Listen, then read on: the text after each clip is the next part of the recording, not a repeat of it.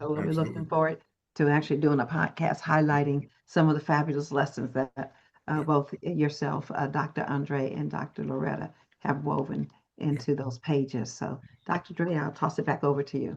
Great. So, Jacqueline, again, enjoying the conversation. This is great. We probably need 3 hours for this discussion because it really is rich and robust. So, Easily. again, appreciate your insight and wisdom. Let's talk about how we help employees manage stress, right? So, supporting employees directly, supportive leadership.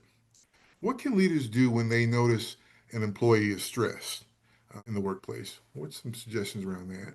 Yeah. I think validation, recognizing that they are under a lot of pressure, and maybe it's pressure not only just work related, oftentimes it's also personal related, right? Um, and so then asking what would be helpful to them for us to support, what do they need? Sometimes the clarity also breeds the resources. I think Dr. Loretta mentioned earlier the EAP, using your EAP.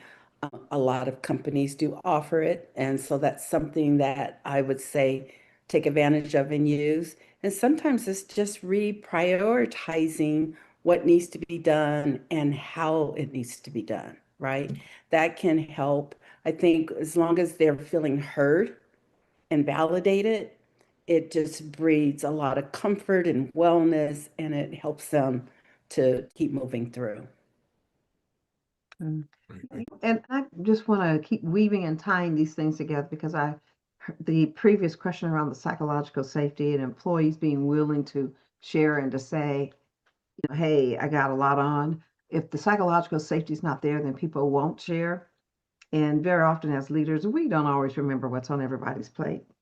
And so it becomes it's just like a cycle here with regards to when they share that, you. really being intentional about setting priorities. I heard you say the priority piece and encouraging the heart, because I know that gives us emotional energy. And then when we clarify priorities, it then helps a person have mental energy. And all those energy sources add to morale of the individual and the team. So it's really nice to see how these different pieces weave together. Dr. Loretta.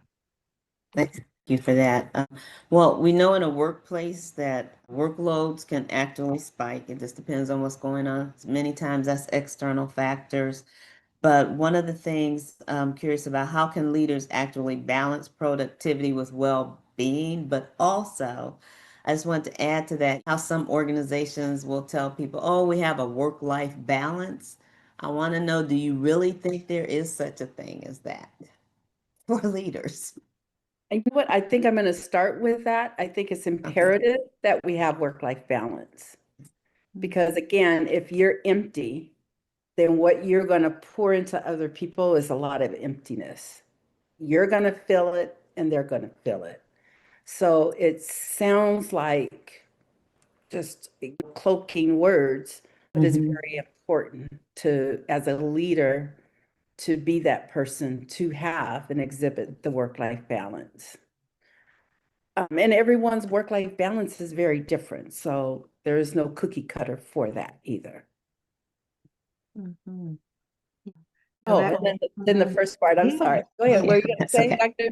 No, I Dr. was going to say that take it. I think about Karen Jones. She also is with Next Step, one of the executive leaders there, and she talks about work-life integration Mm, and and how that can look different for different ones. A lot of times you have enough flexibility, then I can integrate different things. And to your point, mhm. Jacqueline, that work-life balance is going to look different for everyone. I read a book. It was It was happiness. Wait, Language and the Pursuit of Happiness.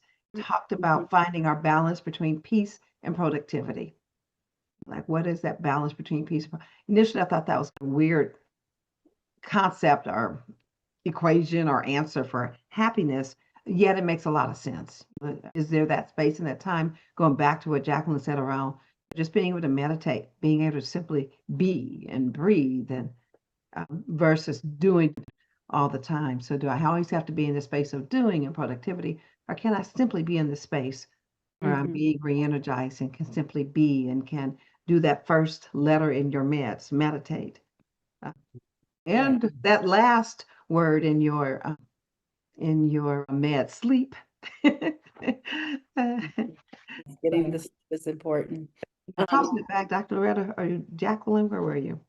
Well, Yes, the second part of her question, which was the first Yeah. part of her question, and it's making the trade-offs explicit. It's if something new or urgent comes up, what can be deprioritized? Stress rockets when everything seems to be equally important. So consider what can we do in modeling, supporting, and rewarding the behavior that we're wanting. Are we logging off and engaging in self-care? Are we taking vacations or staycations? Are we supporting autonomy and being flexible when we can? And when we can't, if we're doing those other things, we get love nuggets in the basket of being able to have a team that's going to support, right? So proactive communication, rewarding ourselves and others, what comes in us also goes through us. And so we have to model that ourselves. Great. Thank you. Thank you, Dr. Loretta. Thank you, Jacqueline. It was also this whole balance to work-life balance, integration, I think is, you said the new term. Well, work-life integration was another one I heard Karen Okay, Jones speak okay, about, and I thought she okay. did a fabulous job of presenting that. But isn't it all pie in the sky stuff? I mean, let's be honest. Life is stressful, folks.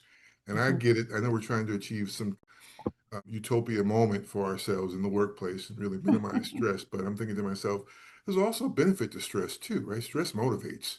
Stress pushes people to do their best and to be their best. And so I don't know if we should let off the gas on stress, because I think stress is good. Stress motivates folks. It pushes people to their best in terms of limits and just pulling people what's inside them out. So I don't want to demonize stress either. right. Thank you, Can Dr. be Cheryl. helpful. Yes. Can be helpful. But Yeah. when stress stays high for prolonged periods of time, then we're moving into what would be unhealthy levels of stress. Mm. But I'll let Dr. I'm going to call you Dr. Jacqueline. I'll let you say more with regards to our agitator's question as relates to, isn't stress just a wonderful thing and we should just stress everybody out? Well, I'm not saying stress everyone out, but I'm just saying don't demonize stress all the time. Sure, Well, no, we a understand healthy that amount of stress is stress is good. good, Stress right? is how our body Right, responds absolutely, to change. So if we absolutely. had no stress, that would be terrible. We would be dead. And Right. and there are limits. So Jacqueline, you want to say something to that? Well, I think I hear what he's saying, and I agree 100% with you, Dr. White, is that there are some times where stress is needed and necessary, right?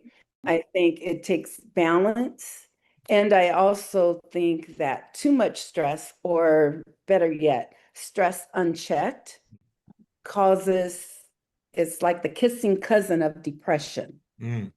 And so if we don't take care of the stress, then more chances than not, the person is going to also have a depression. When you have depression, it's a whole different ball of wax. That's right.